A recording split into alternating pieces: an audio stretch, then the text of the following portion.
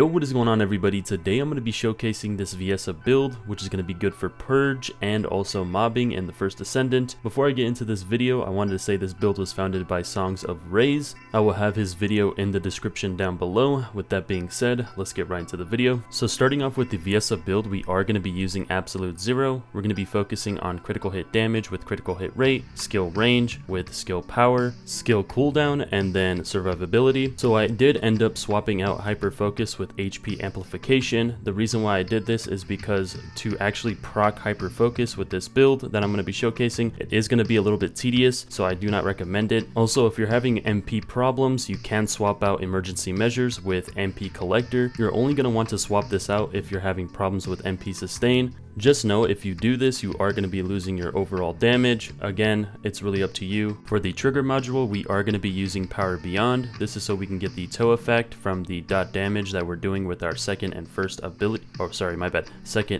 ability. Just to let you guys know, you can activate the toe effect with your second ability. So if you're trying to activate it with your fourth ability, make sure that you're looking at the icon on the bottom, seeing that you have the fourth stack, and then you want to ult. If you don't do that and you use your second ability instead of your ult, you're going to get the toe effect from your second ability. This can be quite annoying because then it will push enemies from where you were when you used your second ability instead of your ultimate. So again, just be aware of that, and then it will be a lot easier to gauge where the enemies are going to be towed. Now going over the weapon, we are going to be using the Clairvoyance. So for the mod setup, we are mainly going for utility. The reason why we're mainly going for utility on this weapon is because we are mainly focusing on the unique ability Void Gaze. Pretty much whenever you get to the second stage of your beam, you're gonna give the debuff of 40% reduction to chill. So this is gonna be really good to strip resistances on bosses. The reason why I'm using Clairvoyance over the Kingsguard Lance is now I can opt for survivability and not have to worry about proccing hyper focus, and then also being able to strip resistances on bosses. I'm not discrediting SongsOfRaze's build at all. In fact, his build is really good because of the fact that you can opt for using Kingsguard Lance for mobbing as well, giving you that additional AoE needed for Viessa.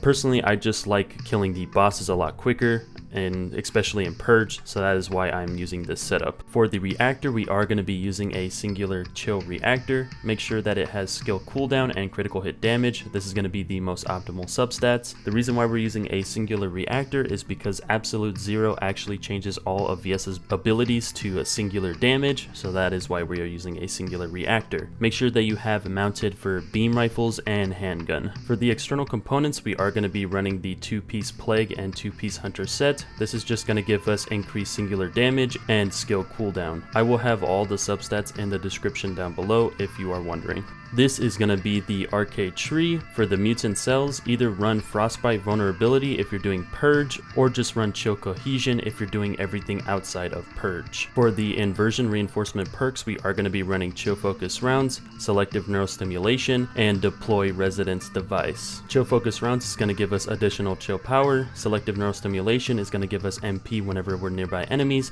and Deploy Residence Device is just going to give us duration so we can get an extra tick on our ultimate. For the fellow, make sure that you are using the Hagios dog. The reason why we're going to be using the Hagios dog is because you're going to recover 25% of your max HP for every 40 seconds. So the gameplay loop for Purge specifically, you're going to want to activate your second ability. Once you've activated your second ability, you're going to activate your fourth ability on the crowd of mobs. Then you're going to shoot Clairvoyance at the elites, giving them the debuff, and then using your first and second ability in any order, and they should all be dead. If you made it this far into the video, that's going to be everything you're going to need to perfect Viessa.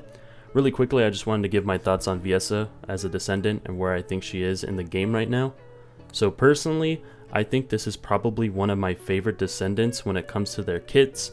Every single ability just works perfectly and goes in tangent with each other. She is one of the few Descendants that actually uses or takes advantage of her entire kit, other than obviously like Blair and Ezimo, but again, just amazing how it flows. Is just one of those Descendants that when I pick them up, I'm like, yeah, I actually enjoy using their skills and not have to rely on my weapon. It's so nice. Her recent buffs actually makes her like one of the best Descendants for Void Erosion Purge. Like, I would rather play her any day over Serena. Serena, honestly, I mean, let's be real, she is the best of the best, but I'm gonna be totally honest. If I can get 1 minute to 2 minute clear speeds with Viessa, I'm choosing Viessa every day. Not only that, Viessa honestly feels like the most balanced Descendant.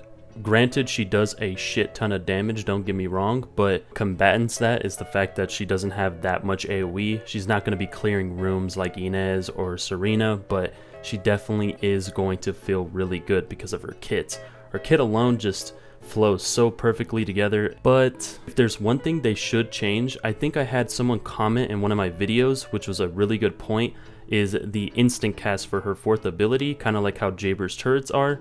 That would make her just chef's kiss, honestly, just beautiful. But yeah, that's gonna be pretty much it. I hope you guys enjoyed the video. Peace.